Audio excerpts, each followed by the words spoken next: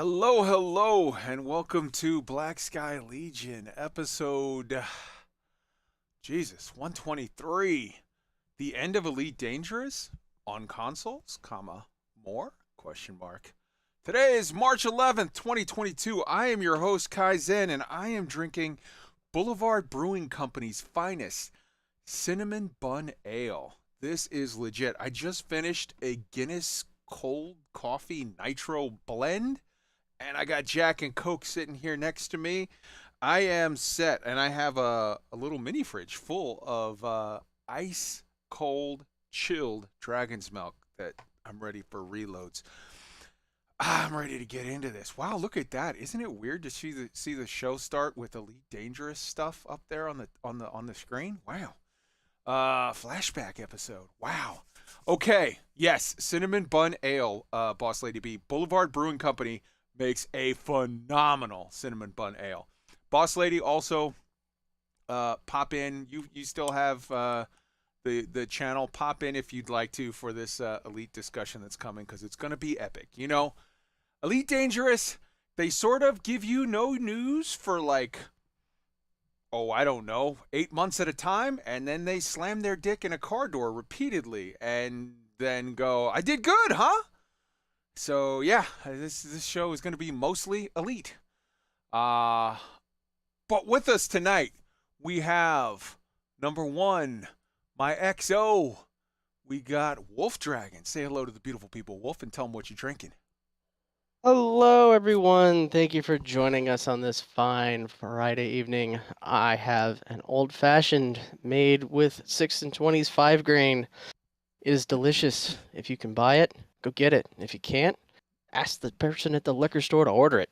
Hell yeah. Get some 6 and 20. That is legit. We also have the tactician Tweak74. Say hello. Hello, everybody. Friday night once again. Hope everybody's ready for a good night. We've got some things to discuss, I believe. Do we? I thought you said you were going to take the show off because there wasn't much news to it. We'll figure it out. We've got my old school main man, the OG Redwood, Roy Cookson in the house. Say hello to the beautiful people. Roy, tell them what you're drinking. Hi, everyone. Yeah, I couldn't miss tonight. Holy cow. I have a 2-stage drinking plan for this evening. So I'm starting out with Yogi Raspberry Passion Perfect Energy Herbal Caffeine Tea to make sure I can get out some cogent points on this whole thing. And then I'm diving into a bottle of, it's actually from David Matthews' winery, Dreaming Tree Crush, an awesome red blend. So Very nice. Dreaming Tree Crush. It sounds like a summer when I was like 16 in love with the hippie. Never mind. All right. We also have from the research squad, we've got Chad Lozan. Say hello to the beautiful people. Hello, everyone. I'm drinking a Diet Snapple Peach Tea tonight. And we have the one, the only, your lovely queen, Lady Rain. Say hello to the beautiful people. Hey everybody, I am joining Roy in a multi-stage because I'm gonna fucking need it tonight. With just some Coca-Cola right now, but we'll see if that Coke magically has some Jack in it soon. Right on. All right, so, let's get started. My Jack has a little bit of Coke in it, I think, actually, that way. yeah. Pretty Jack sure. with a little bit of Coke I'm pretty in it, sure Tweaked is going to telepathically will Jack into everyone's Coke tonight. Hell yeah. All right, so let's get started. With no further ado, let's start off with No Mansky news. Let me pull up No Mansky onto the screen right there. It's so beautiful. It's so wonderful. Okay, ladies and gentlemen, the No Mansky news for this week is it's fucking awesome. They're putting it onto the Switch. It plays on everything. It's great, and we're gonna skip the rest of No Mansky news now because we got other shit we got to get to. But just know that in a room full of other subjects, No Mansky is the standout as just being perfection. All right, and that takes us to Star Citizen News. Why don't we start off with your queen, Lady Rain? Give them some Star Citizen News, and then we'll get going from there. Sounds good to me, everybody. If you haven't seen Inside Star Citizen yet this week, I really suggest you go give it a look. We had actually some relatively light news, and it was pretty good, but we finally have the whole A coming into the game. Finally, after all these years in 317.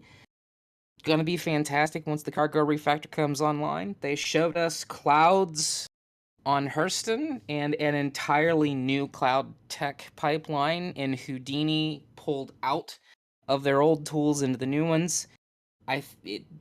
Maybe it makes it to 317, maybe it makes it into 318. We'll have to wait and see, but it looked absolutely fantastic. We've all seen the clouds on Microtech, they're gorgeous, and the clouds on Crusader.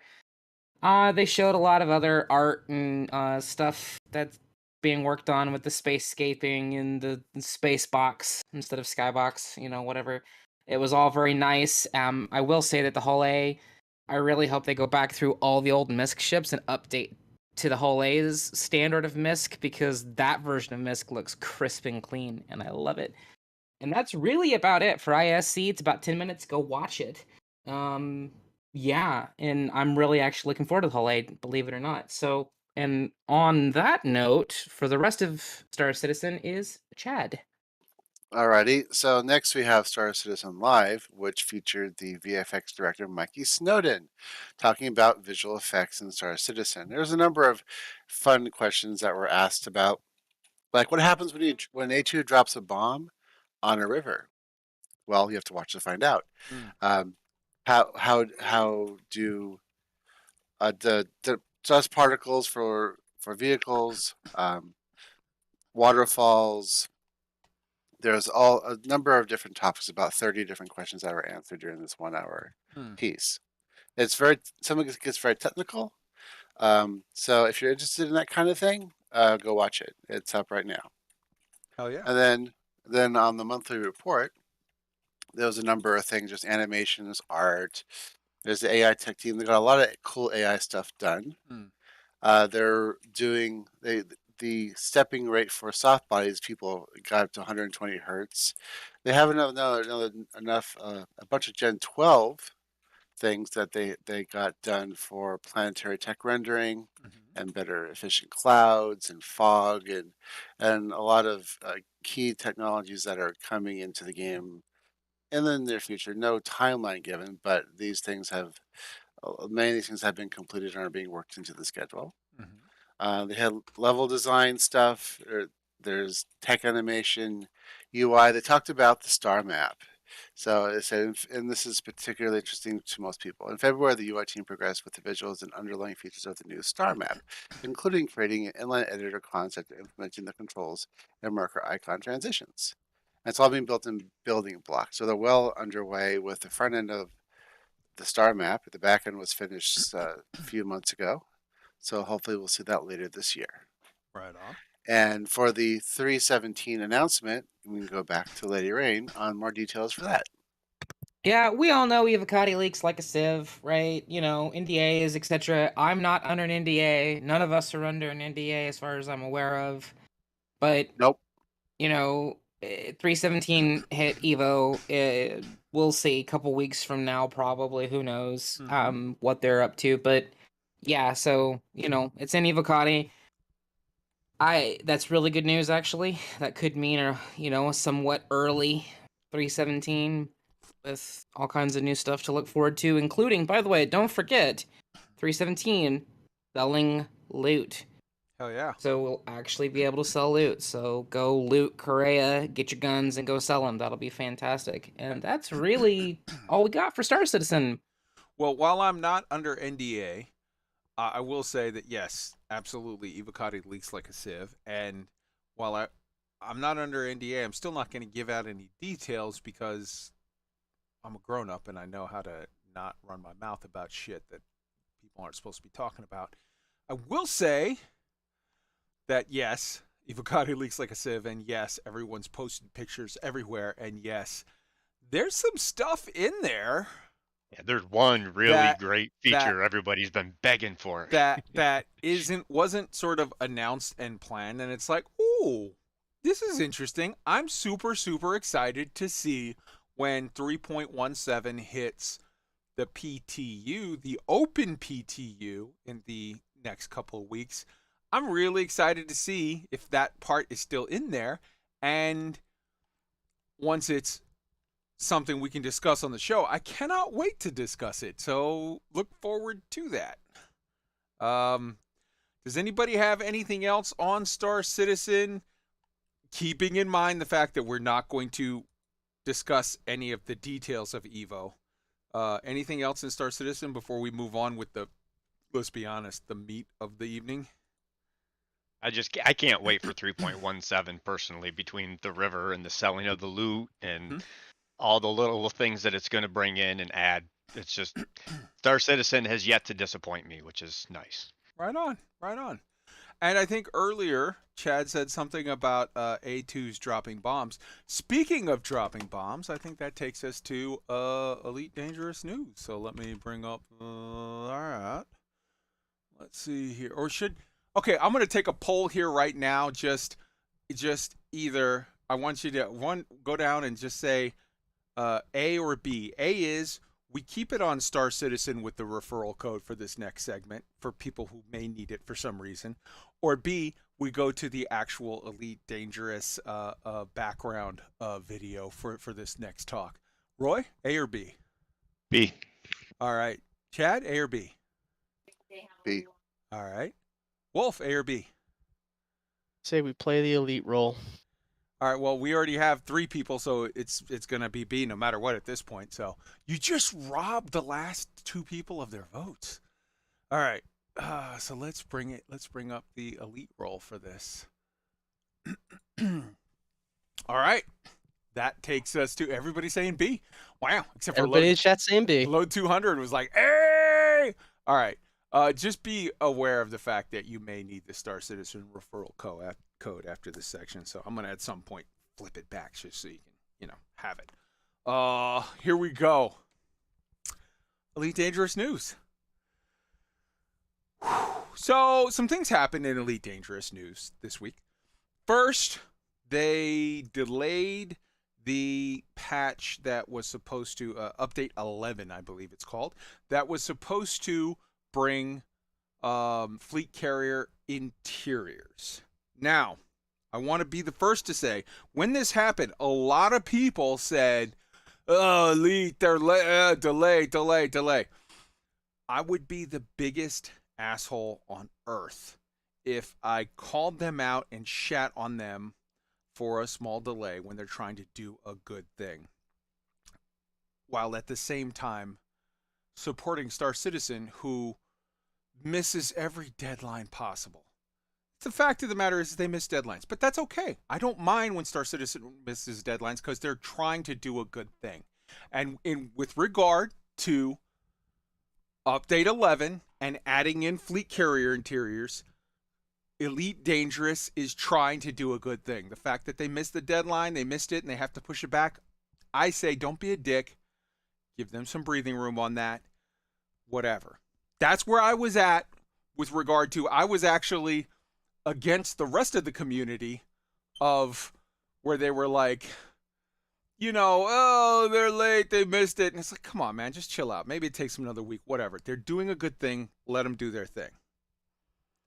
And then the second sort of big piece of Elite Dangerous news dropped this week, which was yesterday afternoon, midday, it dropped. And it was a post. You've all seen the post already. You don't need me to link you the fucking post, but it was a post by David Braben on the forums. It was very brief.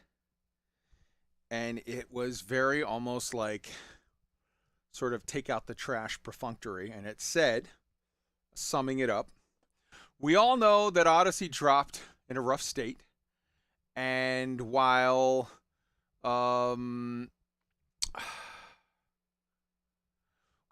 it's very near and dear to my heart, the simple fact remains that it's not where it needs to be, and we're not going to be able to devote the resources to getting it right on console.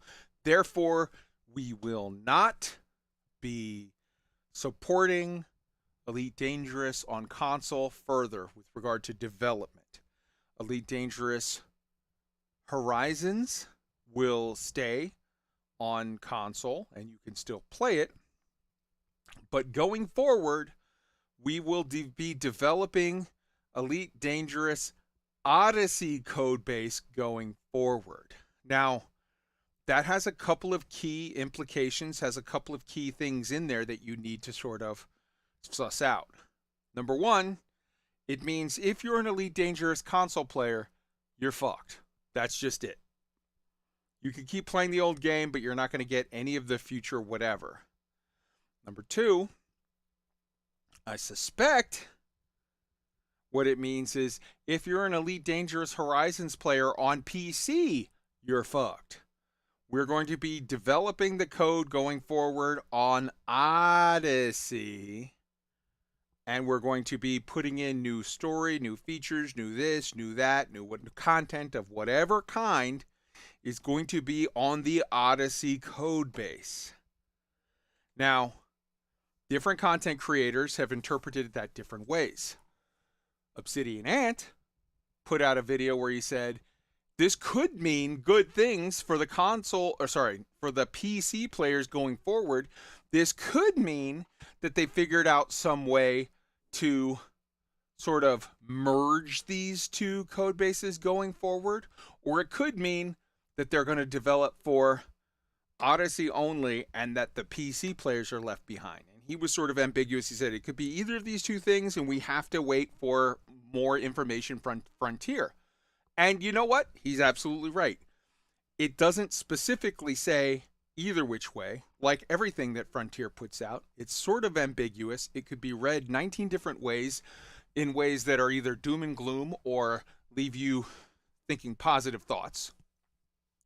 The other content creator on the other end of the spectrum that put out a major thing was Yamix, who basically said, I think this is a low-key, this is saying, hey man, we're done with Elite. We're going to perfunctorily put out another 6 to 9 months of some story shit, very little effort, very low-key, very minimal dev stuff, and then just put it out to pasture. And we're done with this.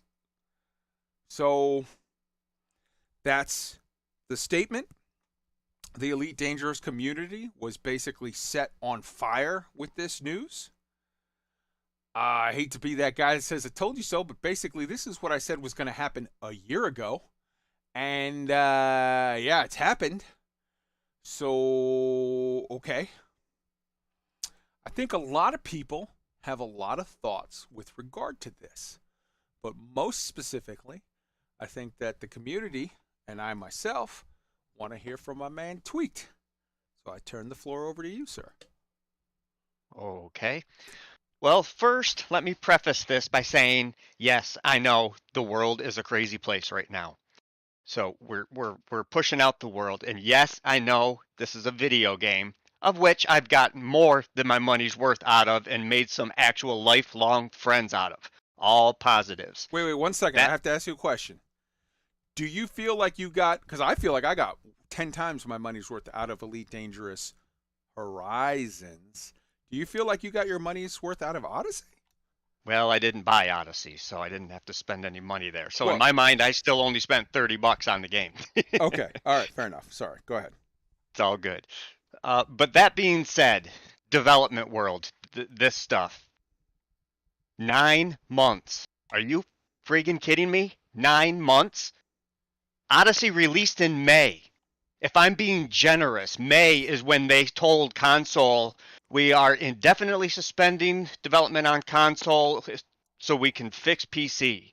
And that's all they've told us for 9 months. And then this.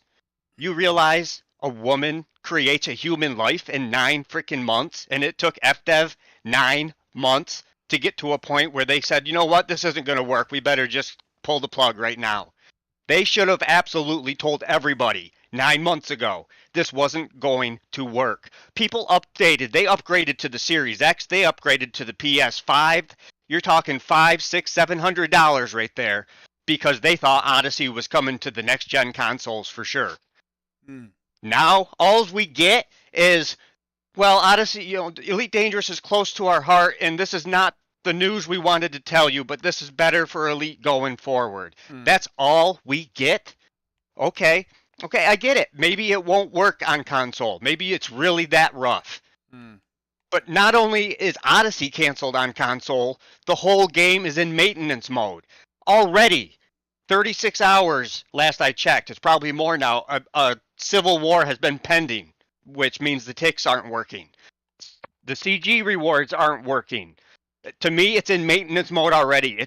Honestly, this game has been in maintenance mode since the fleet carriers dropped on console because we haven't seen a goddamn update since then because they told us we can't do anything right now because we have this big thing coming in a couple of years. Well, that big thing has come and went, and it has fucking killed this game. Excuse my language. I have many friends who have messaged me these last 2 days. I have gotten so many messages, friends saying, this has been great, but I'm flying out to such and such system and I'm retiring. I'm going to decommission my carrier. I'm going to leave my ship out there and I'm just going to uninstall the game. I've got sister squadrons, PGL. They're calling an emergency meeting between their management to see what they want to do with the future of the game. It's done. There is no future of the game. The only people that are going to keep playing are the diehards at this point in time, and I can't blame them. Why would anybody invest time playing a game that has no future? It's in maintenance mode. I can hear in your voice, Tweak, that's not... Anger is one thing, but there's like a shaking in your voice that it's like it's anger, but it's also like hurt, like sad. It's hurt. This game has made... I've made relationships through this game like I never have any other game. This game brought me more enjoyment than I ever experienced from a single video game my whole life. And you're not, this is not the shaking of the voice of a 15-year-old to whatever. This is a grandfather. This is a husband, father, grandfather who is emotionally invested enough in the game and has been hurt enough by what is being said that you hear his voice shaking like that. What they have done with such little reverence and such little tact and such little care has just been insulting from day one. And then to not even have, at the very least, they should have had a way to port the accounts over, fully port them over. They should have had that ready to go when they gave us this bad news. We've been saying, if there's bad news, just tell us. We're adults. That's fine. Here we are. They did it, but they still can't port it over. Oh, we're looking into it, but we so far don't have anything to tell you. That's their line for everything. I can't do it anymore.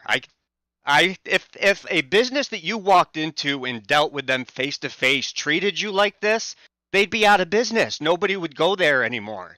I have never seen a company so poorly run as what FDEF has been the last 2 to 4 years. I have to say, Tweaked, on your behalf, even Obsidian Ant, who, let's face it, Ant is a fucking sweetie. He doesn't, he never curses, he never raises his voice, and when he's severely disappointed, when he's angry, he will calm himself down enough for the tape that when he records the video, he will say, this is highly unfortunate circumstances, or whatever. He's super, super classy. He's a sweetie. Even Obsidian Ant said, to wait almost a year and then for Elite Dangerous to post this very brief, very terse message that doesn't explain any of the details of what went wrong, that doesn't apologize and acknowledge the fact that they've kept people waiting for a year, that does not in any way acknowledge the fact that they told people, like, hey, we are going to get it for you, don't worry, and then a year later to just say, it's not in our best interest, so we have to move on, without any apology or any whatever, is extremely troubling. That was super, super like nice and polite Obsidian Ant saying that, which is basically that's as close as Ant gets to a fuck you. Yeah, totally agree. Totally agree. I expected something like this. I knew there was something bad coming. The silence it wasn't just silence for the sake of silence. Something had shifted. I knew it. Now we know what it was. I feared this might be the case. Yeah. Unfortunately, I told people a year ago this was what was coming. To be honest with you, as much as it hurts, and I know this hurts for a huge section of the community, like, let's be honest, Frontier has bled out most of its player base over the last year. Hardly anybody plays anymore. The people that still play, it's one of those things that I've felt like I wasn't mad at them when they released this statement. I was disappointed in the way they chose to release it, but I was actually almost like okay with it from the standpoint of I knew this was coming for the last year. At least finally I'm like, all right, well, look, this sucks that you've said it, but at least finally you're being honest with people instead of lying to them and stalling. Now we can maybe move forward with this in some kind of a way for some kind of anybody. Because at this point, they've been bleeding customers of both the PC and console variety for the last year while they basically sat on their thumbs and pretended like this problem was going to solve itself somehow. I will point out that there was an interesting Twitter exchange in which Dr. K. Ross said, wow, this was a shocking notice. And then somebody was like, how could it be shocking? You worked there. And Dr. K said, well, even when I was working there, up until the time I left, we were trying to make it work. So, like, clearly, if you believe Dr. K, and I do, they were trying on this, but it was a situation that it was a problem that I feel like they really should have seen. Like, people are going to work on whatever the management tells them to work on, but I feel like management should have had the foresight to know this is untenable, and they should have had that a while back. And I think they kind of did have that a while back from the standpoint of they didn't put it on pre-sale, and they said we're going to have to hold it indefinitely quite some time ago. This was just really, really bad. This was really, really bad, and also not having the port was a huge mistake. And I do want to say, and I see Audaxia is poking around in the chat there. Mm-hmm. Yes, the one positive to this is FDev has no excuses now. There is not a single freaking excuse they can throw at us. If this game doesn't start being developed and improved, greatly improved at a much faster pace than what we've ever seen, then what are they doing? Well, I've got a thought on that, but I'm going to hold off on that because I want to bring some other people into the conversation. Not that Tweaked is done by any means. We're going to still whatever, but let's bring Roy into the conversation and bring in some of the other people and start to look at this from multiple aspects and see. Roy, what were your thoughts with regard to this whole thing? Yeah. So, first of all, I'd say this announcement and the way it happened, it's not just a tragedy for console players, it's a tragedy for all the players. Elite's community has been and is its greatest strength, and anything that disappoints players to the point that they leave, it makes the gaming experience poorer for all of us. It actually, to me, it felt like there was maybe a few people coming back to the game in recent weeks with the upcoming Fleet Interior release. And I mean, obviously the quick take is this announcement's kind of deflated that whole phenomenon, 100%. At least for now. So I've been asking why a lot since to myself and reflecting, like, why the announcement now? Why was it done in this way? What's going on here? And is there any insights to this? And first of all, why do it now? And why do it in a way that seems to be disrespectful to console players' time and investment, them having waited this past year for this news? And some of the things that run through my mind is, like, was there something that they thought might actually work that finally broke? Like, I don't know, an internal development deadline, and something had to work by a certain time and it didn't. And like they had a little PowerPoint presentation last Friday and David's like, nope, pull the cord. I don't know. It seems maybe a larger reason might be they run out of narrative content that doesn't require Odyssey, and they were dragging it out as long as they could, and then he said, like, okay, let's pull the plug on this for that reason. And then as Tweaks mentioned, I think the big question on everyone's lips is, why was there not more preparation to be able to announce a better console to PC account transfer process? So why? Like, what? That seems so obvious. Why not have that ready?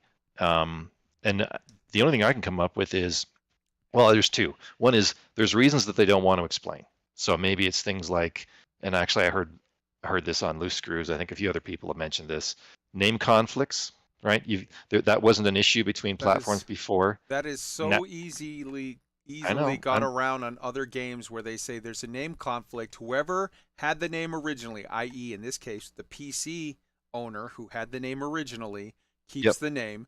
The console player who's porting over to the other server, you actually get a forced name change. It says there's a conflict with your name. You must pick another. Enter your name here.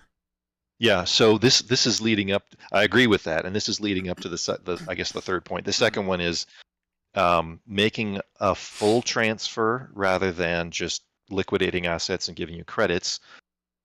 Maybe they haven't got that programmed. Surely it would just require some kind of script, but it's not there now, so it requires some effort.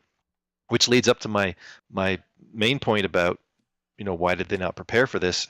And I'm calling this, this is like the Fight Club car recall equation. If the number of players affected times their expected lifetime ARC spending is less than the cost of the man hours of customer support or programming required, then they don't do it. I slightly disagree with that. I agree. I understand whatever, but I think you also have to factor in the loss of reputation to the game as a whole. But other than that, yes, I agree with you. Yeah, that can be a coefficient on the front end for sure.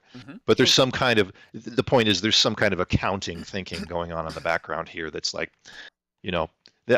maybe the overall thing I'd say is this was an announcement that feels like it was not made from a position of abundance, but from a position of fear or loss or salvaging something. Like they didn't come out and say, yes, this sucks and here's 10 ways we can make it better. It was just, like you said, a very perfunctory announcement, which was the other thing I was wondering, like, why was it so minimalistic? It feels like David was saying the absolute least, perhaps to explain it without creating edges for people to tear. I don't know. I think he missed a huge opportunity to convey some empathy here. And so then why? Why would he do that, right? Is he a CEO who's worried about showing vulnerability? Because lots of CEOs, I think, get a lot of credibility by doing that, by showing they're human, by empathizing with the player base. Yeah. Is he getting bad advice? Or maybe, and this is, I don't know, maybe he's getting good advice. Maybe making a minimalistic announcement and waiting for the furor to die down creates less turbulence long term than trying to explain everything and then prolonging the discussion. Perhaps there's no amount he could explain that would have made anyone feel better enough about it to have changed the outcome. So anyway, I got through all that, and then I was thinking, okay, what's next? So I think there's, maybe it's too soon. But I think after people reflect on this over some time, maybe there's some things that come out of this that are positive and can save the game. If the narrative is now going to include Odyssey content, perhaps we're finally getting on foot Thargoids or explorable Thargoid bases. Perhaps we're about to see a major development in the narrative that was on hold up till now to give the console, whoever's on the dev team working on the console stuff, just a few more weeks to try to pull this out. Perhaps there's a renewed focus on reducing the grind for real, both in engineering and Xeno stuff. Could this mean finally we're getting more ships, burning the bubble, Raxla? So who knows, right? Like this could maybe finally open the doors, and to your point, reduce, and I think Audaxis as well, like eliminate the excuses, right? So anyway, I'm going to finish on this, and this I think once more is a testament to the quality of the Elite Dangerous community and what I've seen looking on Discords, Reddit, forum since this announcement dropped, and I would echo this myself, is that many genuine offers of help from PC players to any console players who, perhaps after taking some time to process this bad news and reflecting on it, would want to and are able to make the switch to PC. to help them rebuild their characters and continue their journey. It sucks to start over, but honestly, there could be a lot of opportunities for helping each other, having more good times through emergent gameplay. It's maybe hard to see that now, but that could be an outcome. So I will say this in regard to your thoughts. I agree with you, and I agree with Obsidian Ant in the fact that this actually could be a major positive for the elite PC players. There's no way that this is a positive. This is a guaranteed 100% negative for the console players. That cannot be questioned. The game's dead. Period, on console. This could potentially be a positive for the Elite Dangerous PC players if what we're seeing here is them saying, all right, we're finally admitting the truth. We cannot do this there. We cannot do this on console. Now we're going to focus on getting shit done for the PC. Now we're going to make story stuff for you. We're going to make, like strides in the code base. Because the fact of the matter is when Elite first came out on the Xbox, there was a noticeable drop at the time in the quality of the visuals for the PC. And a lot of people had said, well, this is clearly, they did that to sort of fit, to make it possible for the Xbox. And Frontier said, no, that didn't happen, despite the fact that you all saw it happen, that didn't happen. But I don't think anybody is really believing FDev anymore. So it's like, look, honestly, just putting in a situation where we're going to just develop the game for the PC code base, it gives them freedoms to do things better, I think, than trying to distribute that over multiple code bases. However, that being said, and for sure, them saying we've been on hold because we didn't want to admit that we were leaving the console behind, but now that we've admitted the truth, we can press the pause button on the story because we've had it paused for the last year. We can press that pause button again to like restart it, and now, okay, we can do shit with the story. I'll be honest with you. I believe the second part. I believe that we're about to see the pause button get hit again on the story and to unpause it to get it going again. I do not, and I believe in the next 6 months to a year, you're going to get a massive jump in the stories. I think where the story is going to go is you're going to see the Adamastor or whatever the whatever they're calling it now. It started as the Adamastor storyline. Now I think they call it what is it? The Salvation. No. What is the Azimuth? The Azimuth biochemical storyline. Yeah. I think you're going to see that progress and get to a point where they're going to put you eventually at a part where you find a crashed ship with a Thargoid under a box of rubble or some shit, and your options are save the Thargoid, pull him out of the rubble and give him medicine, or kill the Thargoid, shoot him, and that's going to lead to now on foot Thargoid experiences. Because they made a whole big deal out of every player is going to have to make a big choice for themselves that's going to impact the story in a major way. I think that's it. I think we're finally going to unpause this shit, and we're going to see that whole thing, whatever, happen. And so story-wise, I honestly do believe that we're going to see such a massive, massive jump forward in the story that it can be looked at as nothing other than a good thing for PC players. Code base-wise, I don't yet believe it, and here's why. I'm going to start this. I'm going to preface this statement by saying I'm a computer illiterate idiot. I don't know shit about computers. Okay? I'm admitting this up front. But people who I know who do have said very, very clearly there are issues with this game where basically Elite Dangerous and Horizons were put out under a code base, and instead of updating that code base in a meaningful way for Odyssey, what they did was they cheaped out on it. They just, instead of doing that, they just tacked on an extra layer of shader bullshit, which did nothing but slow things down. And the code base for Odyssey is such absolute dog shit that people who have been, again, and one example was last night on Loose Screws where they talked about it.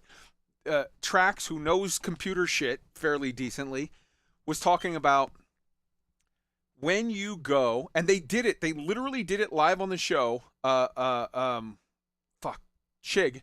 Chig went, because he has a brand new computer that he just built like this week. And his brand new super overclocked whoop-de-doo computer was giving him 180 frames per second in a concourse. And Track said, you want to see something funny? You want to see how dog shit this computer code is? Go and order a taxi ride. Go and get a whatever the fuck shuttle ride. Apex shuttle. The second you book your Apex shuttle, your frames are going to drop down. And when you access your computer clocking whatever thing that shows your CPU cycles, it's going to show that your frames drop down ridiculously low and your CPU is idling. It's only using like 10 to 20% of your CPU instead of, because he was getting 180 frames a second in the concourse with 99% GPU usage. And then he ordered an Apex shuttle and his frames dropped down to like 30 frames a second and his CPU was at like 20%. So literally this is a situation where it's not even a question of like, this is such crazy next level whatever. It's just that the code is such dog shit that it tells your computer to slow down and not do shit for times. That makes no sense. So I honestly feel like this is a situation where they cheaped out on Odyssey thinking, okay, we can just add a little extra shaders on it. People will go, ooh, and they'll all be so happy. It'll be enough. And then somehow we'll figure out a way to make it work good enough for consoles. And then all of these realities are hitting them. The fact of the matter is let's face it, Odyssey should not be this hard to get onto consoles, last generation consoles. The fact of the matter is Star Citizen is not even next gen graphics. Star Citizen is this gen graphics. Star Citizen was next gen graphics 3-4 years ago, but now it's this gen graphics. If you look at Unreal Engine 5, Star Citizen isn't doing anything super duper whoop-de-doo. Star Citizen is really, really good this gen level. Elite Dangerous, when you look at it, Elite Dangerous Odyssey is last gen. Elite Dangerous Odyssey has nothing on there that should not run just perfectly hunky-dory on a console. I agree with that. Totally. It's not bad. It's not bad. It's just not next gen. It's not even this gen. So the fact of the matter is if something that is last gen can only get 30 frames per second on Chig's brand new fucking computer that he just spent $3,000, $4,000 on, that's got a whatever 3090 and all of the different shits, and it's all hard drives, SSD, instant, special this, special that. If his brand new go fuck yourself rig can get 30 frames per second on something that's looks like it's 2012 graphics, it's not a matter of the fact of like, oh, well, it's just too hard to do. No, it's you fucked up. You cheaped out on the code. It's a mess. The people on PC didn't go crazy gaga over it like you thought they would. They just said, hey, this runs like shit on my computer. I'm not happy. And console players who should have been able to get it because you promised them they would, you wait a year, you don't give it to them, and then when you finally announce that you're not giving it to them, you do it in a shitty one-paragraph thing that basically just sounds like, hey, this isn't a good deal for us, so we're not going to do it. You don't acknowledge that you promised them. You don't acknowledge that you lied to them. You don't acknowledge that you stalled for a year. And you don't acknowledge that it's a shitty position to put people in. These are the things that piss people off. And I think,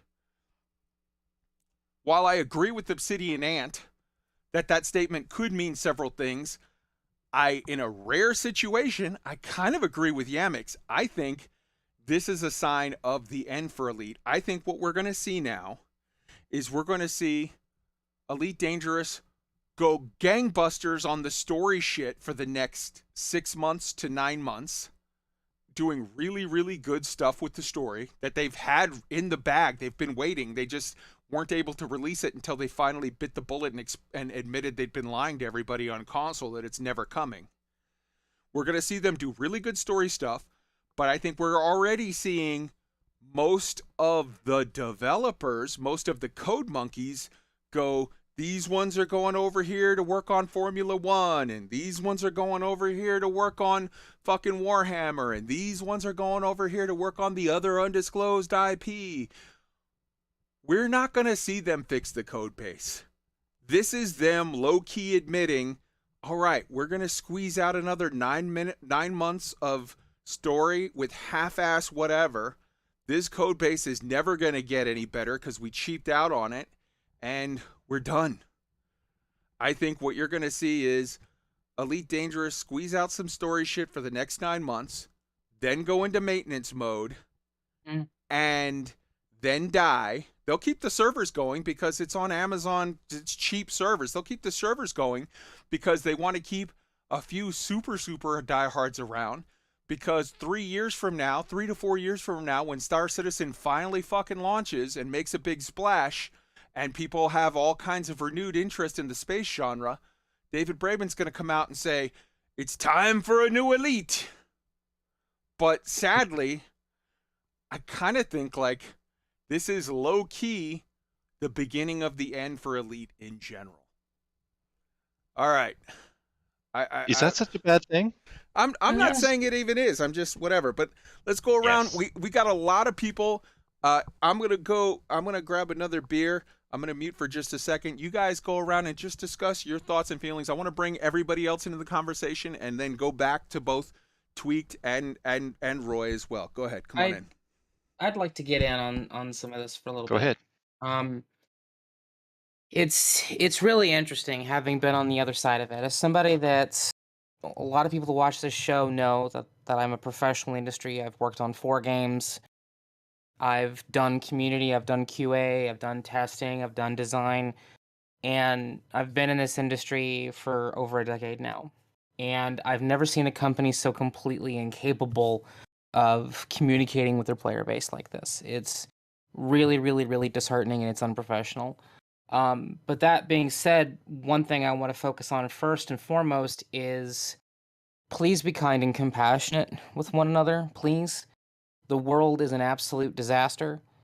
Please let people feel the things that they're feeling. If somebody's mad and pissed off, let them be.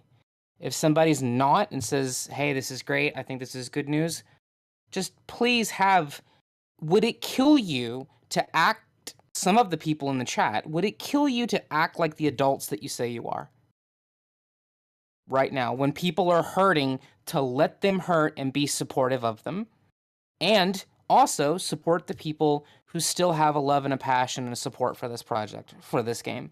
Please, do I have to beg and plead with you to show some maturity on the level of my 9-year-old? That being said, this company has done nothing but break promises the entire time I've been with the project. There's video evidence of David saying in 2015, yeah, we're going to give you multiple SRVs, there's going to be multiple this, that, and the other, and one showed up 6 years later, and everybody ate up the one thing, and I'm sitting here going, why are you eating up the one thing that they gave you when they lied to you for 6 years about it? There's a lot to take into consideration here. I know for a fact on all the projects that I've worked on, maintaining more than one code base is a nightmare. It's a nightmare. I've never seen it go right. Obviously, we have forks, we have merges, we have, different things going on, but maintaining separate code bases is a disaster. It's always a disaster.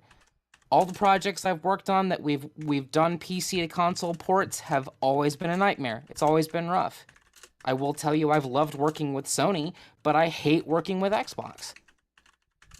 The times that our studios that I've worked with have been given dev kits, been a cakewalk to get support from Sony and a nightmare to get talked to and support from Xbox. Matter of fact, one of the last studios I worked on, our first dev kit came from Sony. Our second dev kit came a year later from at Microsoft after we'd been talking with our liaison person there and begging for a year. There's a multitude of things that could go wrong. There is a multitude of reasons this could have been made. This decision could have been made. And literally just last night, playing Guild Wars 2, I got into it with a guildmate who was bitching about ArenaNet not doing something, and gamers love this. Oh, it's easy. It's easy, it's easy, it's easy. I will tell you from my 12-plus hour crunch days, watching my coworkers fall into tears because the patch got delayed and people told them to go kill themselves, it's not easy. It's never easy. I just want to clarify something because I'm seeing noise in the chat that I think people think that I was saying that in a negative way of Star Citizen, saying Star Citizen has current level graphics. I'm not saying that in a bad way, and I fully expect, honestly, that Star Citizen will upgrade their graphics, continue to upgrade their graphics multiple times between now and 3 to 4 years from now when it's released. I'm simply saying that as it stands now, Star Citizen has current level graphics, current gen, and Elite is clearly well behind that. So for Elite to not be able to bring their code base to the line where a brand new, from this week, supercomputer can't fucking run it past 30 FPS is clearly an issue. That's all I was saying. I don't want to sidetrack this whole conversation with well, Kai's shitting on Star Citizen. I am not. I support that project. I support both projects. I just see that one of them, they're both fucking up in different ways at different times, as any large company would. But one of them is swinging for the fences, and the other one seems to have given up. That's my point. Sorry. Go ahead, Rain. That's okay. No, it's all right. I've been quiet, so I don't jump in, and I don't know. I think there's just a lot of things I want people to sit back and take a look at. For starters, Frontier's stock is the worst it's been in a year. It's actually at a 54% total decrease year to date. Their net income is down 128.46% over this quarter alone. And you're talking about a studio with over 740 employees pulling in $120 million US a year with over a dozen individual IPs in the same house, which I can only imagine is also got to be a freaking nightmare. So there's probably a myriad of reasons this decision was made. But at the end of the day, I think that the way the announcement was handled, the way that David came in, said, it's with a heavy heart, this means a lot to me, but here's what's happening. Bye. I'm sorry, David, that does not show me that it means a lot to you. If you couldn't get on video, if you couldn't get on a live stream, if you couldn't speak to your community, to your customer base, like adults, and tell them anything at all outside of a forum post, you could have done that. I don't know what's going on with this studio, but more and more I see just a distinct lack of professionalism from the leadership and management. The dev team, obviously, the people that are working in the trenches, so to speak, at their PCs, they're putting out good stuff. They're working hard. I know they are. But this is just yet more Frontier. What the hell are you doing? There's a reason your stock is the worst it's been all year. There's a reason your net income's down. There's a reason your net profit margin's down. There's a reason you've hemorrhaged employees. What are you doing? And I think that's some of the things that I wanted to cover there. It's just like, I don't know what the hell's going on, but it's a nightmare. But last things last, because I know people hate listening to me talk. Please remember what I said earlier. Be kind and compassionate to one another. Support one another, good, bad, or indifferent, please. I'm just tired of seeing people beat on each other. Couldn't agree more. Chad, let's get your thought on all this stuff. I agree with Lady Rain. The announcement was just quick, terse. Thank you for all the fish and goodbye. That's it. I mean, it's like, really? This is your life's work, Raven? You've been doing this since the 80s, and it's too bad, so sad. It just blows my mind. There was an incident, I don't know if it's true or not, where someone accidentally accessed their console save on PC, and then it was said, "Oh, that's a bug. It will fix it." And then like, okay, so it's a year later, and you didn't like someone go back and like figure out, hey, we can do this now, but on purpose. Mm-hmm. Why don't we say, yeah, we're going to do this on purpose? We'll allow you to transfer your access your console data on PC. We'll announce it. We'll announce a timeline, say in a couple weeks when we have more of an idea, something, anything, Mm-hmm. to say that you're 5, 4, 3, 4, 7,000 hours, and I've seen some big numbers from people of game time isn't being just literally tossed out the window. 100%. Could not agree more. You've heard me say it before. Square Enix with Final Fantasy XIV. I can literally log into Final Fantasy XIV on my computer and play it, log out, go downstairs, sit on my couch, and boot it up on my PlayStation 4. Same account. I can back and forth, just log out of one, log into the other. There is absolutely no reason why Frontier Development, had they known for, I don't know, the last year that this was coming, could not have done something to, if not making the game fully cross-playable where you jump from one to the other, done something to merge the stuff in and at least give you the option. Now that, even that, literally is sort of just assuming, oh yeah, by the way, every console player has a couple grand to spend on a computer. But my man Wolf's got something that I'm going to ask him to come in on now as a potential possible workaround. It's not perfect, but it is a potential possible workaround. But even still, Frontier would need to make it some way for you to transfer your character. Wolf, why don't we all cede the floor to you for a couple minutes and you do your little presentation that you worked up? Yeah, so to kind of start this off, I know that you're a bit of an oracle with your predictions, Kai, with the whole Odyssey's going to come out half baked, and then you didn't think it was going to come to console. I really hope your last one of this is the sundowning. I really hope that's wrong because I love the game, and I'm hoping people still want to play it. Oh, to be And clear, I said they would still give you another 6 to 9 months of it before they actually stop doing shit. Well, I'm kind of hoping it goes longer than that, but time will tell if your oracle powers are truly at play. I do have a little bit of some path forward news to our console brothers and sisters. Granted, I realize that not a whole. It's going to kill it for a lot of people if they don't do the full account transfer thing to PC. But the fact of the matter is that to the console commanders that still want to play Odyssey, they're gonna have to get a PC to do so because it's the only way. And in order to kind of cage this, I'm just gonna use my own gaming setup, which I have wholly admitted to be a pack of wallet tears, and you're gonna hear it and hear why, and then hear something that will make you happy and made me sad when I did the math and had to hide the piece of paper from my wife. I built my gaming PC with console generation lifetime use to it. So this was not much of a budget build. This was very forward thinking, grabbing high end components.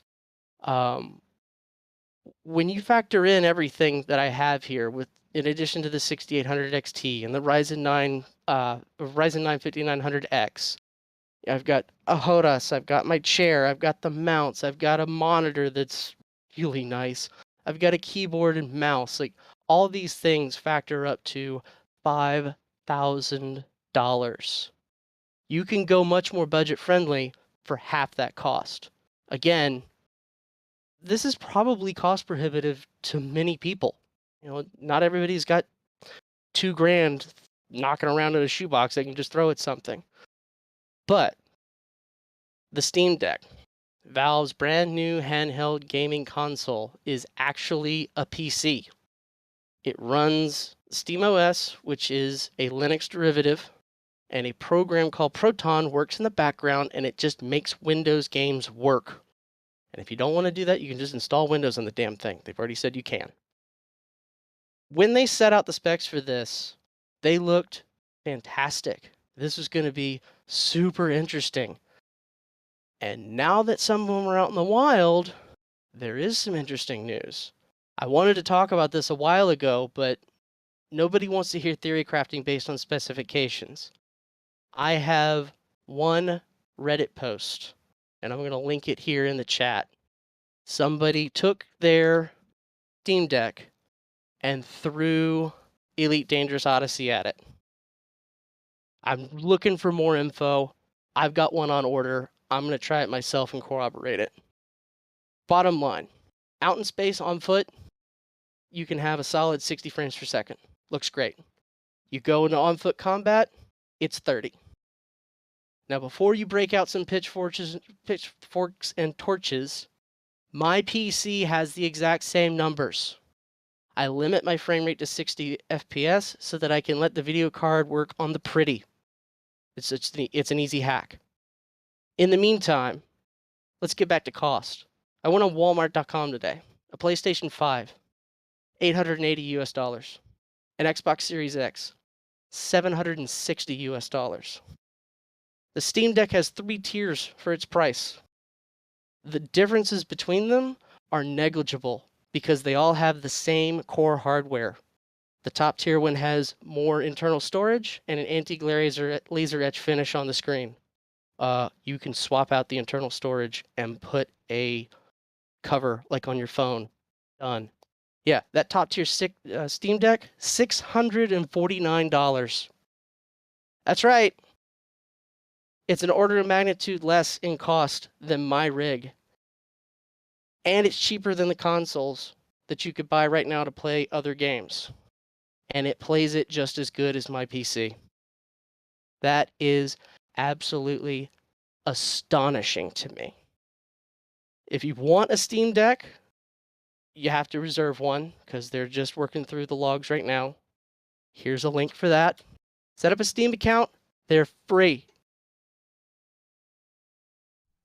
I recommend that you get a USB-C powered hub and then use a USB-C to HDMI cable. Now you've got the Steam Deck in your hands, on your couch, in the living room, on the TV, just like you did with Horizons on console. And if you don't want to learn the new muscle memory for its inbuilt native thumbsticks, direction switches, all that stuff, it's got Bluetooth. If you have a wireless controller, I bet it'll work. What does everyone here think about that? That's freaking awesome. I've got one on order too. I think that's. Go ahead. I think it's very cool. I think that not all console players will have either the money or the ability to, wade through the line to get it. I think they would have to do an account transfer option, which so far they have not committed to do. And I think that while your idea will absolutely work for some people, and I think it's very, very cool, I think other people are going to come at this from the standpoint of, you lied to me, you stalled, and then you didn't even bother to fucking apologize before you kicked me in the nuts and slammed the door in my face. You think I'm going to chase after you? Go fuck yourself. But others may go, this works. This lets me get to my addiction. In which case, mazel tov. What does everybody else think? There's always Empyrean. Boss Lady had a good comment in the chat that there's also budget laptops that probably will play the game if you don't want to wait in the pipeline for the Stream Deck, the Steam Deck. I mean, so that's another option. Yeah, I mean, it's a good option, but right now, honestly, that's not what console players want to hear, especially the console players that just upgraded to the next gen. Because the thought to a console player that what we see, and I've played Odyssey on my PC, I've played it, I've had fun with it, but it's not great. There's, as you said, Kai, there's nothing there that shouldn't be able to run on my Xbox Series X that can run Cyberpunk just fine. It runs Microsoft Flight Simulator just fine. There's no reason it shouldn't run Odyssey. So at this point, console players, some of them might be going to PC. I can tell you, speaking from personal experience, I think we are up to 3, maybe 4 OPIX members have recently bought PCs, Load 200 being the most recent. Not a damn one of them are playing Elite Dangerous on it. Yep. So the other thing, like I said, to keep in mind here is, if I think a lot of PC players, like, forget for a second, for 1 second, and I'm not trying to minimize it, but for 1 second, let's exclude the console players from this entire conversation. I am not a console player. I am a PC player. Wolf is not a console player. He is a PC player. Tweaked is now a PC player. For all of us, and for Chad and Lady Rain as well.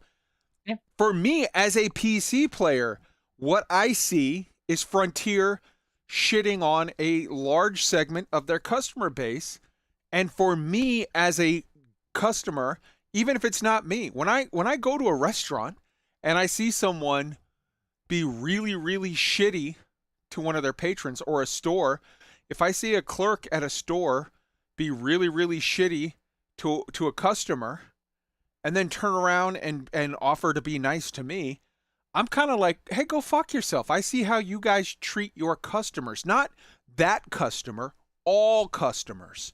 So for me, who I was lied to my face, let's bring out the greatest hits. I was in their program. Their fucking, you know, their advanced whatever Backstage program. pass, yeah, I right. I was in there. I signed an NDA. I did all of this shit. And then when I saw, and I was told though that we're asking you to not give details, but we're asking you can be completely honest about how you feel about things. When I saw things and it didn't add up, and I said, you guys need to explain to me why this is the way this is, because if you don't have an answer, I'm going to come out and say, I don't feel like it adds up. I'm not going to violate any of your rules. I'm not going to give details, but I'm going to say, my opinion is this doesn't add up. There's problems. They kicked me out of their program and blackballed me. Then when I did say what I said, which is, this doesn't add up, this had problems, they said, you're absolutely wrong. You don't know what we have. They told all of us. Do we not remember? Hey, this is a branch. This is an old branch. You don't have to worry. The part that's coming later, it's way better along. It's way more advanced. This is several months old, blah, blah, blah. They lied. We saw it. We all saw it. When we got what was there, it was no fucking better than what they had showed us. Your tree from a branch, honest Arf, go fuck yourself. As far as, you know, this is, nobody wants ship interiors, says Honest Arf, even though every fucking person is saying, we want ship interiors.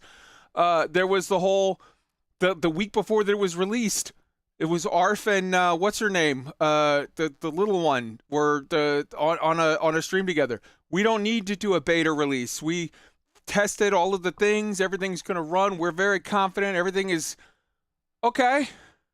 It's literally, there wasn't a misstatement. There wasn't a misunderstanding. There wasn't a, whoops, it's a mistake. You fucking lied. You lied to us. You lied to them. You stalled for 9 months, almost a fucking year. And now you don't even have the fucking common courtesy to apologize properly. You just say, this doesn't work out for us, so we're moving on. And you cut them and left them in the cold. Well, guess what? I don't believe that when it comes down to it, you're not going to do the exact same to any other customers, including me. And that makes me not want to be your customer. That's my 2 cents. Go ahead. I've always wondered why it is in this industry in particular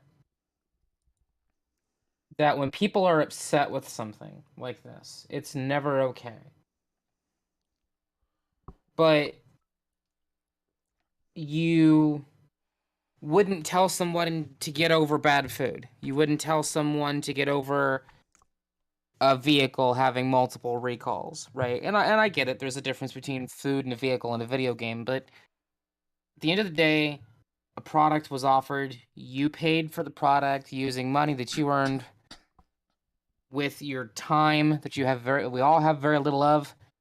I don't understand why people are not allowed to be mad about this when it comes to certain sections of the community. I just don't get it. And And let's not forget, VR will not come out at launch, which very clearly says, you know, yeah, it's going to take us some time.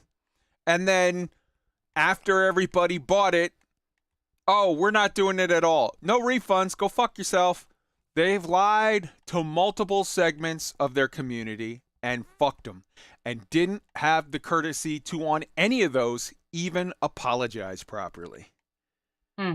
Why would anyone who hasn't been fucked yet expect that it's not coming?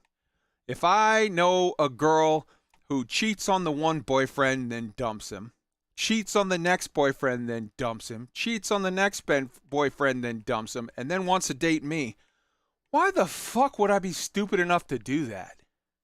Why? So, yes, theoretically, this is a boon for PC players in that they're cutting off the console and they're going to focus entirely on PC. But if you don't think that that hoe is going to cheat on you, then you're fucking delusional. You had enough examples. So, I don't know. Whatever. I'm disgusted. Let somebody else talk.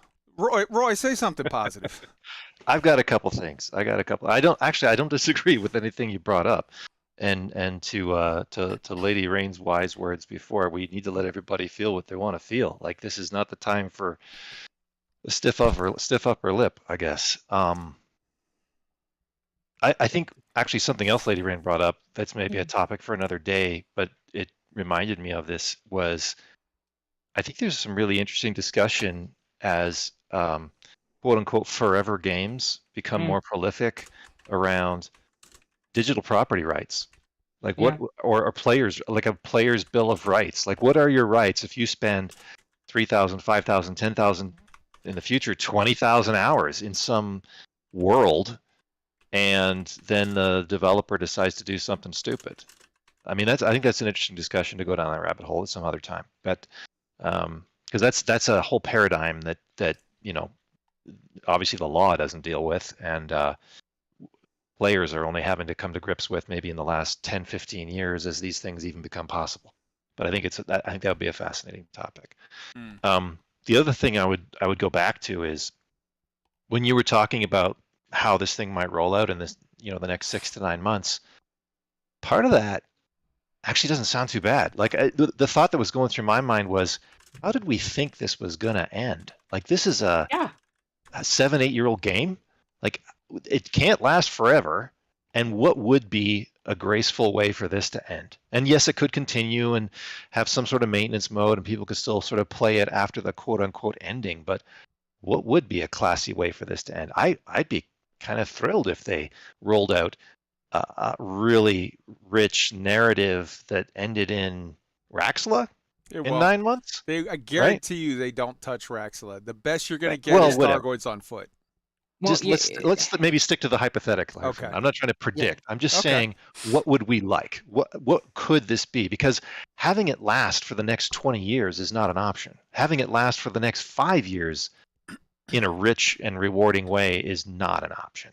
I mean, we've already talked a lot about the code base and how this would go. I disagree. Look at Eve. Eve is 20 years plus old at this point. You could keep it going in a rich and whatever way. Okay, that's one example. I think there's a lot of other examples of games that go to 2.0 or 3.0. I agree. They kill it and they refresh it and it rejuvenates it, and it has much more energy and vitality than trying to make it like Weekend at Bernie's. Let me ask you, with the way that FDev has treated this property and this customer base, this IP, over the last 2 years, do you feel that Elite Dangerous 2.0, Elite Deadly, Elite, whatever the fuck, do you feel that the next thing that they look to spin out is going to get a warm welcome, or do you think that they've used up that? Well, you know, there's lots of IP in gaming and media that gets rebooted, and it's not the same people, and it can be better or worse. So I wouldn't say it even has to be tied to FDev or Braben. I mean, this is Okay. think about Ulit, the community Mhm. effort that Mhm. filled in the dark years between Elite and the second one. Oh yeah. Like that would be awesome, right? Like Mm. the thing is, there's some magic here, right? With having a one-to-one universe, all the gameplay loops that they've generated Mhm. and come up with, that's not going to die. It's just a question of which game is it going to show up in next. Is it Mm. Elite 2.0? Does Star Citizen fold all this in? I mean, I don't think they can fold in the one-to-one universe. Obviously, they haven't gone in that direction, but this isn't going to die. It's just going to show up somewhere else. Mhm. And yeah, I wouldn't trust the same crew in the same way, but I don't think it'll be the same crew in the same way the next time. Okay. But to get back to my first point, it's just maybe this isn't bad if at the end of a year this goes through some narrative arc and people can have some closure and move on to the next thing in their lives. Mm. I do think, though, I do actually disagree with you on the this can't go for longer, because again, Final Fantasy 11 is 24 years old. EverQuest, Ultima, Elder Scrolls. Hell, people are playing Skyrim 11 years down the road, 10 years down the road, and literally 6 times at like 24,000 people playing Skyrim right now via Steam to 4,000 people playing Elite. There's dozens and dozens of projects. Kerbal Space Program, people are playing 10 years. That's the first game I worked on. People are playing that, yes, it's a single player game, sure, but fucking people are playing Minecraft still. So I do respectfully, Roy, I love you and I respect you, but To be clear, disagree. I wasn't saying that games can't go that long. I was saying Elite Dangerous isn't going to go that long. I Oh, agree okay, with you. well, I agree with you there. okay, I But why misunderstood can't you it? there. Yeah. Why shouldn't it? In Well, it reality, should, Because but it they can't. I mean, they mismanaged it. That's why. they've mismanaged it, the code Right. base. I'm saying I don't think it's going to last 5 Oh. years. Okay. Now, I'm not saying there isn't Yeah. excellent properties that can't do that, but Yeah. this one ain't going to do that. Yeah, that's true. Okay, I see your point there too. And the other thing is, like, people do seem to forget this is an entirely proprietary code base. This was all done in-house. They didn't use somebody else's engine. Like, this is all Frontier code. And sometimes there's situations too, to bring back again the conversation I had with the guildmate in Guild Wars 2 that was complaining about something that was 10 years old, was I had to, like, metaphorically smack that person in the face and go, "Hey, the people that worked on this don't work for the company anymore." So, like, and that's proprietary tech. You're asking them to go back 10 years and update something. The resources, the investment in resources for the reward and the gain for the game overall, when they just put out a whole brand new expansion, it's not worth it. The math doesn't add up. It doesn't. That's just the end of the day, right? And right now, to be entirely honest, when you look at the math and you look at, Frontier's stock prices plummeting, the player counts plummeting, etc., the math doesn't add up, unfortunately, for our console friends. That it just Frontier doesn't want to spend the money on it. They don't see the game, Do we remember a couple months before Elite Dangerous Odyssey dropped, when Elite was riding a super, super high? Everyone was home gaming because of COVID. Everybody was excited about Odyssey. I remember a good friend of mine, I'm not going to say who it is, but he's here in this chat, was saying when the things drop, this will be the death of Star Citizen because, oh my God, Odyssey is the next coming of Christ. And and I remember Elite was riding this high. And David Braben put out an interview with somebody in which he said, "My main goal isn't really to focus on the money.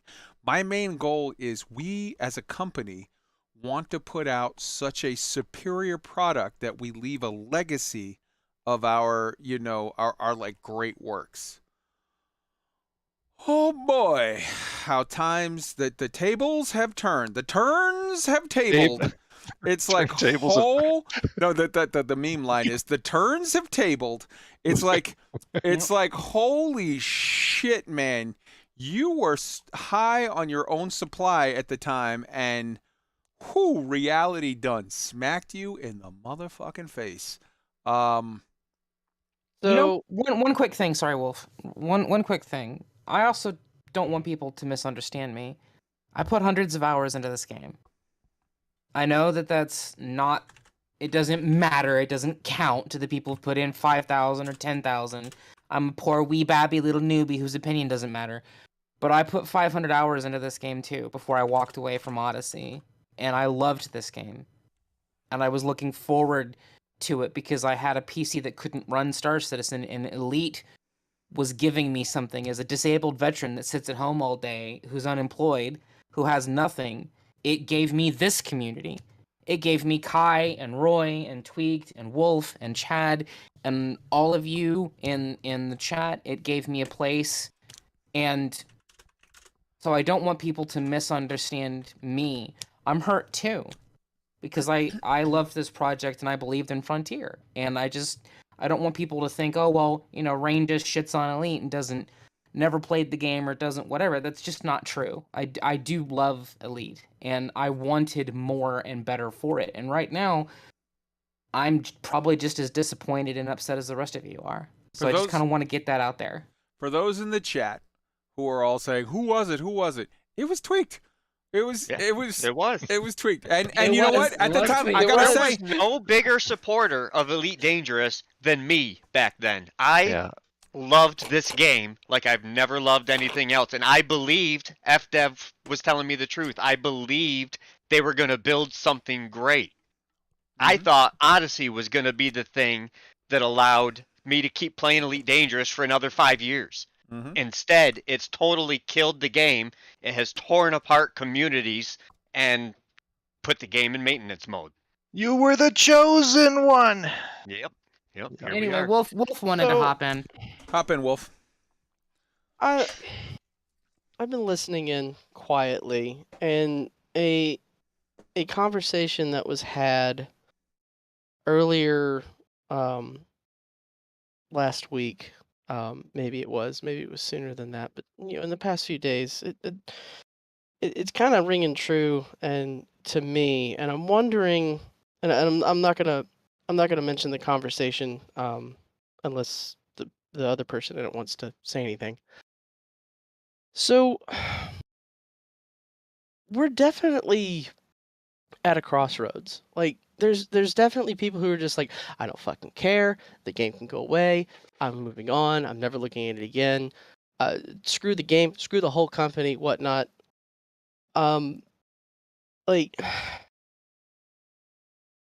there doesn't seem any sense of ownership to, oh yeah, we fucked up. So I'm wondering if some sort of recognition of that and actions that fall from that, I wonder how well that would go from a standpoint of trying to rekindle some trust with the community in the company. And I'm wondering how far things would have to go to change the management of the game, maybe just Elite, maybe the whole company, I don't know, to show that they're actually committed to fixing this and ultimately making good and you know, pulling a Hello Games, as we call it, to make the game good and make people love it again. They've had a year to pull some sort of a Hello Games. Well, when you're in a hole, first you got to stop digging. I mean, I think some of this came up when there was the talk of, are they getting bought? You know, if there was a clean sweep and David retired and there was a new team and they were entered, like when there's new people at a top level and all throughout the organization, it's easier to believe that narrative. If it's not new people, then it's a heavy lift. So I'm gonna crack Takes open. time. I'm gonna crack open another Dragon's Milk. Hey, Peanut Gallery, Audaxius, I see you in there basically chirping up on every fucking word that I say in here. Hop into any channel in the Discord. I'm going to pull you in. You can give your full-throated support for Elite and explain why we're wrong, because I respect you and I want to give you a chance to have your say while I drink. But you have to do it in Cal's. You have to do it in Cal's voice. In addition to that, I'll say this. I I legitimately am coming back to Elite Dangerous. I'm going to play it. I think that it's going to actually get good for the next 6 months. I think the story is going to be good. I've written off any thought whatsoever that the code is going to be good. Do me a favor, as soon as you see him in one of the channels, Yeah, I'll I'm grab watching. him. Wolf, grab him and pull him in here. Audex, come in here. Give your and I'm not saying I'm going to attack you. I'm saying come in here. I want to hear your opposing. I want to give you a chance as a diehard right now lover of Elite. I want to hear from you and give your voice some airtime. Audaxius is where I was about Yeah. a year ago. And that's fine. And that's fine. That's fine. But hop on in and get him in here.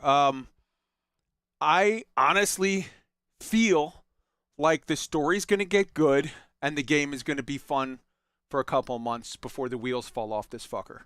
So I'll go down with the ride and enjoy it at least, because I paid my money and I got 100 times my money's worth out of Elite Dangerous and Horizons. I have not gotten anywhere near my money's worth out of Odyssey. So even if I just played in Horizons mode, while there's a story in the game as soon as it starts up in the next week or two and it goes for the next several months, I'm going to ride it and have some fun. And then I'm going to have already sort of made my peace with it and let it go. So I've got a question for folks that have played this game longer. I mean, I've only played it for, I guess, 2.5 years now, but going way back, doesn't this community have a sort of a history of having fun with the game in spite of FDev? Yes, 100%. absolutely. That's a quote. Absolutely. But guess what? Now a good portion of the community can't do that. True. Fair. That's fair. I'm just thinking, like, for the people that are still here, or the ones that want to, who can and who want to transfer over, and like we're not reliant on them, I guess, for the fun. We make our own fun, and we've managed to make our own fun for however long everybody's been playing this. So yeah, I think that's compatible with playing this for the next 6, 9 months, 1 year, whatever, however long this ride lasts. It can be a lot of fun. Is Audax not hopping in? I don't know, maybe he's running around for a headset. Maybe. Or is at work or something. I do hope that if this is, the beginning of the end, quote unquote, man, I hope it goes out with a bang and not a whimper. So he's a park ranger in New Mexico. If he's at work, holy shit, has he got good reception in the middle of the fucking desert. True. All right. Well, I'll say this. I still want my fully A-rated, fully engineered cutter. I really do. I grinded hardcore for that freaking thing. So maybe I'll come back and have some fun with it, and then uninstall it again and bid my farewells. Yeah. Somebody said a long time ago, I love Elite Dangerous not because of Frontier developments, but in spite of them. And I think that seems to be, if you can still say that you love Elite, that seems to be a sentiment that's going around. All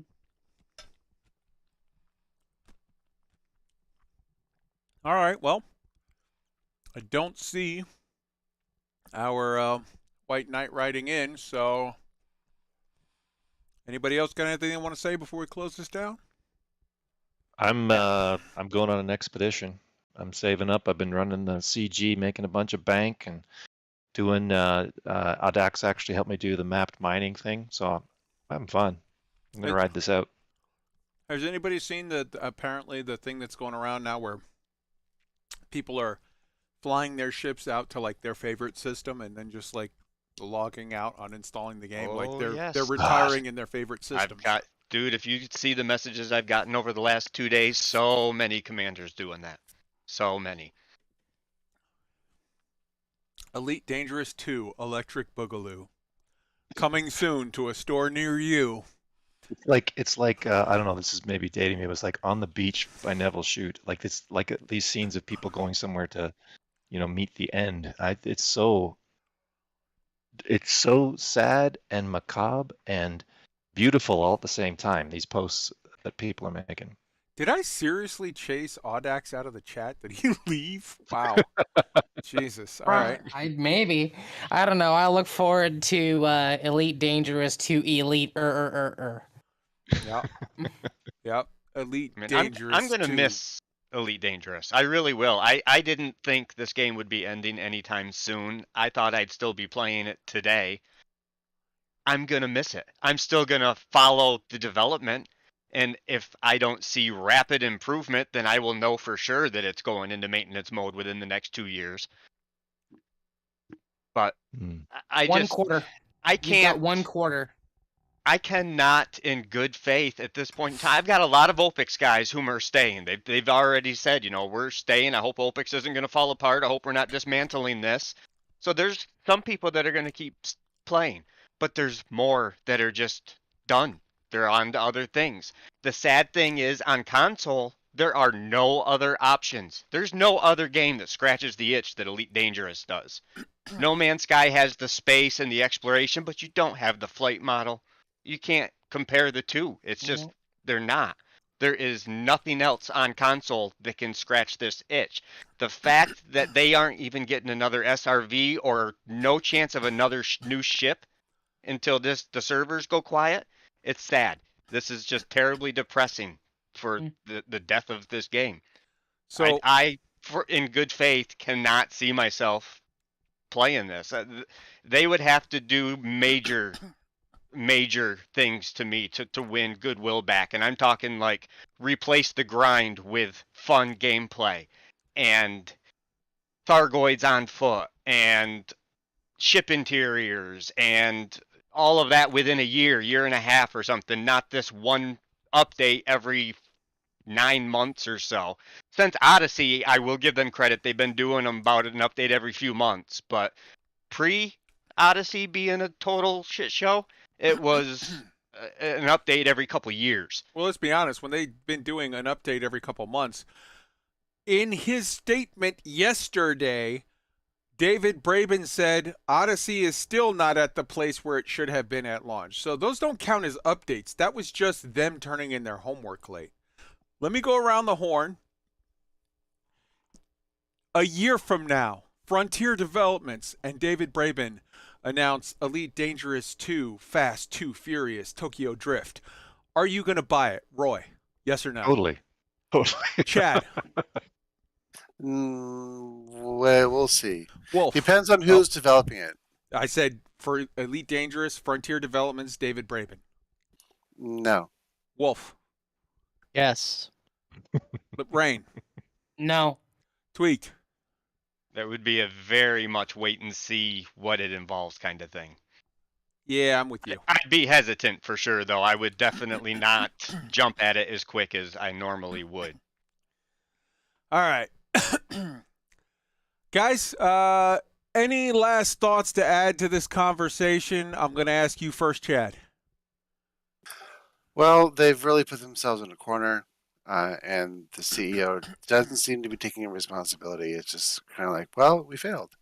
And an apology would be nice, but hey, we'll see where it goes. Rain.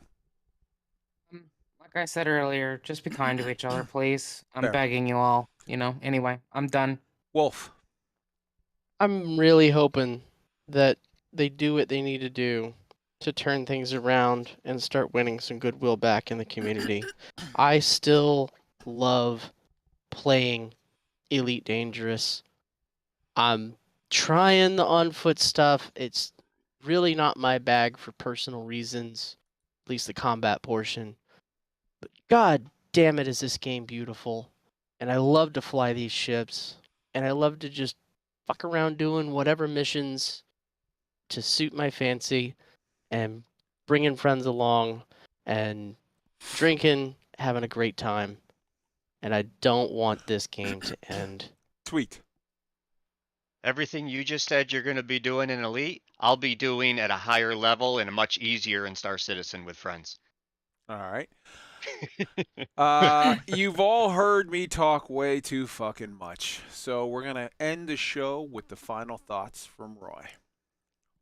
So something my mom always told me was, sometimes all you get from a pig is a grunt. I don't think we're going to change how FDev communicates to us.